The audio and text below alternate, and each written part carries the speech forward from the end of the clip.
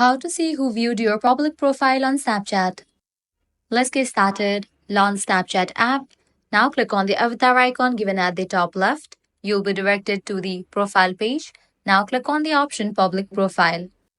Now here you're gonna find different tabs: stories, spotlight, and insights. Head over to the tab insights.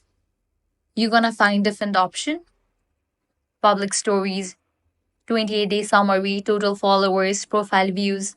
But you won't find the option to see who viewed your public profile.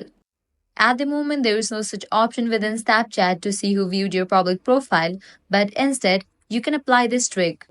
Upload a story setting it to public. After you upload it, you can see the viewers list of that story. So those might be the people who have viewed your profile as well, as they have seen your story.